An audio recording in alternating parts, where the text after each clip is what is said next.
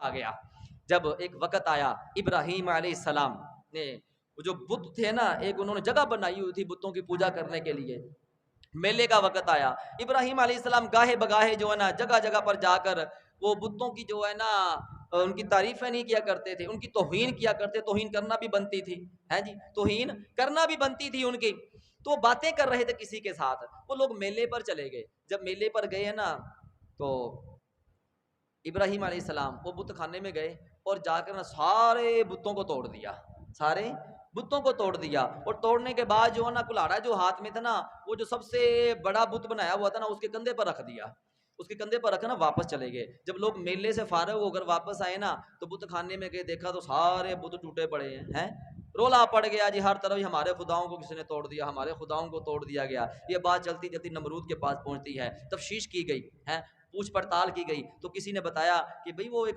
بچہ ہے جو آزر کا بھتیجا بھی ہے، اس نے، ہم نے باتیں سنی ہیں، وہ ہمارے بتوں کے خلاف بڑا بولتا ہے، ہو سکتا ہے اس نے یہ کام کیا ہو۔ آزر کو آرڈر گیا بھی چل بھئی اپنے بیٹے بھتیجے کو لے کر آ، ابراہیم علیہ السلام کو اب لے کر چلے گئے۔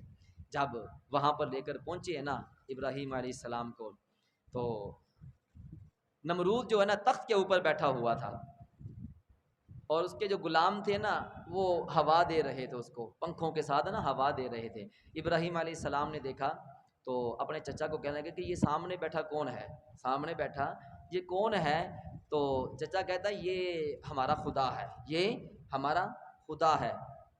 تو ابراہیم علیہ السلام فرماتے ہیں چچا واللہ یحب الجمال، اللہ جو ہے خوبصورتی کو پسند کرنے والا ہے، اللہ خوبصورتی کو پسند کرنے والا ہے۔ یہ کیسا خدا ہے کہ جو اتنا بدصورت ہے، اور جو غلام ہے وہ کتنے خوبصورت ہے، جو ہوا دے رہے تھے وہ بڑے خوبصورت تھے، اور جس کو خدا کہہ رہے وہ اتنا بدصورت ہے، تم اس کو خدا کہتے ہو؟ یہ خدا نہیں ہو سکتا۔ اب جب یہ بات کی نا تو وہ چچا کہنے لگا آہستہ بولو کہیں نمرود جو ہے نا سن نہ لے، سن نہ لے۔ تو ابراہیم علیہ السلام نے فرمایا چچا میں اس خدا کو ماننے والا ہوں جو پوشیدہ کو بھی جانتا ہے، جو ظاہر کو بھی جانتا ہے، جو دور کی بات کو بھی سماعت فرما لیتا ہے، اس چیز کو بھی جانتا ہے کہ ہمارے دل میں کیا ہے، میں تو اس خدا کو ماننے والا ہوں۔ الغرض المختصر نمرود کے سامنے جب پیش کر دیا گیا، پوچھا کہ تم نے ہمارے بتوں کو توڑا ہے؟ آپ نے فرمایا بھائی بات سن، بت خانے میں گئے ہو؟ ہاں گئے ہیں بھی۔ دیکھا ہے جا کر؟ دیکھا ہے۔ کیا دیکھا ہے جا کر وہاں پر؟ دیکھا ہے سارے چھوٹے بت ٹوٹے پڑے ہیں، بڑے کے کندھے کے اوپر کلاڑا پڑا ہے۔ تو آپ نے فرمایا پھر جس کے کندھے کے اوپر کلاڑا ہے اس نے توڑا ہوگا نا، اس نے توڑا ہوگا۔ اب وہ سامنے سے کیا کہتا ہے؟ وہ کہتا ہے کہ اے بچے، ابراہیم وہ تو توڑ ہی نہیں سکتے، وہ تو کسی کو کچھ کہہ ہی نہیں سکتے۔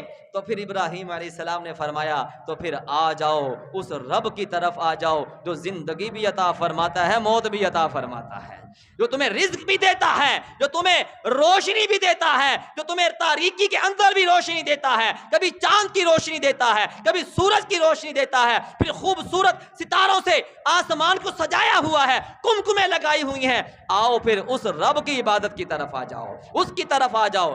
جب یہ بات کی ہے نا تو پھر نمرود کو غصہ آ گیا، غصہ آ گیا، کہنے لگا ہاں تیرا خدا کیا کر سکتا ہے؟ آپ نے فرمایا کہ میرا خدا زندگی بھی دیتا ہے، موت بھی دیتا ہے۔ وہ کہنے لگا تو یہ تو پھر میں بھی کر سکتا ہوں۔ کیا کیا اس نے؟ کیا کیا؟ اب وہ نمرود نے نا ایک مجرم پکڑا ہوا تھا، تو جس کو سزا سنائی تھی پھانسی کی سزا، جی، اس کو کہا چل بھی جا، تجھے آزاد کر دیا۔ ایک بیچارہ شریف انسان جو ہے جس کی کوئی سزا نہیں تھی، کوئی جرم نہیں تھا، اس کو پکڑا، اس کو سولی پر چڑھا دیا، اس کو سولی پر چڑھا دیا۔ جب یہ بات ہوئی ہے نا تو کہنے لگا نمرود یہ دیکھو زندگی بھی میں نے دے دی، جس کے پاس زندگی تھی اس کو میں نے موت دے دی۔ ابراہیم علیہ السلام سمجھ گئے کہ اس کے اندر جو ہے نا عقل اتنی سی ہے، عقل اتنی ہے۔ تو پھر ابراہیم علیہ السلام نے فرمایا کہ میں فَإِنَّ اللَّهَ يَأْتِي بِالشَّمْسِ مِنَ الْمَشْرِقِ وَالْمَغْرِبِ فَبُهِتَ الَّذِي كَفَرَ، میں اس خدا کو ماننے والا ہوں جو سورج کو مشرق سے طلوع کرتا ہے، مغرب کی طرف غروب کرتا ہے۔ اگر تو خدا ہے ایسا کر ایک مرتبہ جو ہے نا تو سورج کو مغرب سے طلوع کر کے دکھا دے، طلوع کر کے دکھا دے۔ لیکن کر نہیں سکتا تھا نا، جب دلیل پاس نہیں ہوتی نا تو پھر غصہ آنا شروع ہو جاتا ہے۔ جب دلیل پاس نہ ہو تو پھر غصہ آتا ہے. اب نمرود کو غصہ آ گیا. نمرود کو جب غصہ آیا نا تو اس نے آرڈر دے دیا چلو بھائی ایک چیخا بنائی جائے.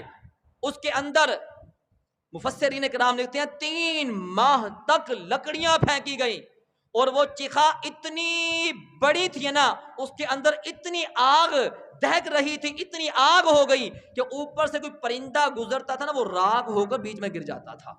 اتنی گرمائش, اتنا سیک اس کا ہوتا تھا. لوگوں نے وہاں پر کھڑے ہو کر منتیں مانگنا شروع کر دیں, جیسا کہ آج کل بھی جو لوگ کچھ موجود ہیں جو آگ کے پاس کھڑے ہوتے ہیں منتیں ماننا شروع کر دی. جو مسلمان نہیں ہیں آج کل جو ہے ہمارے کچھ لوگوں کے اندر بھی ایسے لوگ بھی آ گئے ہیں جو غلط منتیں مانگتے ہیں. کوئی کہتا ہے کڑا پا لو ہیں جی, پیراں چ کڑا پا لو ہیں جی. کوئی کہندا جی اے ہو گیا تے میں فقیر بنا دیاں گا. آگے دن آ رہے ہیں, کچھ دنوں کے بعد وہ موسم بھی شروع ہو جائے گا. ایسی منتیں غیر شرعی جو ہے منتیں مانی جاتی ہیں. تو میرے بھائیوں منت جو ہے مانگی جا سکتی ہے لیکن جائز ہے. اب منت مانگے کہ مالک میرا یہ کام ہو گیا تو میں اتنے روزے رکھوں گا, مالک میرا یہ کام ہو گیا تو میں اتنے نوافل ادا کروں گا, مالک میرا یہ کام ہو گیا تو میں قرآن پڑھا کروں گا, میں اتنے سپارے پڑھوں گا, میں اتنے قرآن پڑھوں گا. اس طرف نہیں آنا. کیا آنا ہے کہ میرا یہ کام ہو گیا نا تو میں فلاں دربار جا کے دیگ لا کے آواں گا. دیگ لا کے جائز خیرات کرنی چاہیے, میں اس کو غلط نہیں کہہ رہا, لیکن ایسا کام کیوں نہیں کرتے کہ جس سے آپ کی روحانیت پر بھی اثر ہو. بھائی آپ کو روحانیت ملے, قرآن پڑھیں گے روحانیت ملے گی, روزے رکھیں گے روحانیت ملے گی, روح کی غذا ہے, روح کو سکون ملے گا. ابراہیم علیہ السلام وقت آ گیا, منجنی کے اندر جو ہے باندھ کر اس نار کی طرف, اس آگ کی طرف, اس چیخا کی طرف پھینکا جا رہا ہے. فرشتے آ رہے ہیں, ہوا والا فرشتہ آتا ہے, اے ابراہیم اگر تو آرڈر کرے تو حکم کرے تو میں ہوا کو حکم دیتا ہوں تو یہ ساری ہوا جو ہے آگ کو ایسی ہوا چلاؤں گا, آگ ساری اڑ کر ان نمرودیوں کے اوپر پڑ جائے گی. آپ نے فرمایا مجھے تجھ سے کوئی غرض نہیں ہے. وہاں سے بارش والا فرشتہ آتا ہے, اے ابراہیم تو حکم کر تو میں بارش برسا دیتا ہوں, بارش برسے گی, آگ جو ہے ختم ہو جائے گی, ٹھنڈی ہو جائے گی. آپ نے فرمایا مجھ سے تجھے کوئی سروکار نہیں ہے. آخر کار آپ کو چیخا کی طرف پھینک دیا جاتا ہے. جبرائیل علیہ السلام جو ہے وہ حاضر خدمت ہوتے ہیں. آپ فرماتے ہیں اے ابراہیم تجھے آگ میں پھینکا جا رہا ہے, کوئی حکم ہو تو بتا. آپ نے فرمایا کوئی رب کے حکم سے آیا کہ خود اپنی مرضی سے آیا ہے, خود اپنی مرضی سے آیا ہے. جبرائیل عرض کرتے ہیں میں اپنی مرضی سے آیا ہوں. بس اس نے ابراہیم علیہ السلام نے جبرائیل علیہ السلام کے سے فرمایا اے جبرائیل اگر میرا رب مجھے آگ میں پھینکے دیکھنا سے خوش ہوتا ہے, وہ راضی ہے, تو ابراہیم آج آگ میں جلنے کے لیے تیار ہے, جلنے کے لیے تیار ہے. ابراہیم علیہ السلام جیسے ہی آگ کے قریب پہنچے, رب نے قرآن میں نازل فرما, قرآن کی آیت نازل فرما دی, قلنا یا نار کونی بردا و سلاما علی ابراہیم, اے آگ ابراہیم کے اوپر ٹھنڈی اور سلامتی والی ہو جا, ٹھنڈی اور سلامتی والی ہو جا.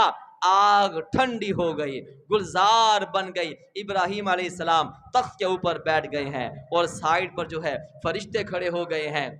کیا دیکھتا ہے نمرود؟ اونچائی پر جا کر جب اندر نظر مارتا ہے نا دیکھنے کے لیے, ہاں بھائی دیکھتے ہیں کہ اب ابراہیم کا کیا بنا ہے, جل گیا ہوگا. اوپر سے دیکھا کہ ابراہیم علیہ السلام تخت کے اوپر بیٹھے ہوئے ہیں, فرشتے ان کے پاس ہیں, ان کو آگ نے کوئی اثر نہیں کیا. ابراہیم علیہ السلام, ہم لوگ قربانی کرتے ہیں, ہم لوگ قربانی کرتے ہیں, ابراہیم علیہ السلام کی سنت کے اوپر عمل کرتے ہیں, سنت کے اوپر عمل کرتے ہیں. ابراہیم علیہ السلام کی قربانی تو ہم کرتے ہیں, ابراہیم علیہ السلام کی اس قربانی پر عمل کرتے کرتے اس بات پر بھی غور کرنا چاہیے کہ ابراہیم علیہ السلام راہ خدا میں جو ہے نا صرف عید والے دن نہیں قربانی دیتے تھے, پورا سال راہ خدا میں خرچ کرتے رہتے تھے.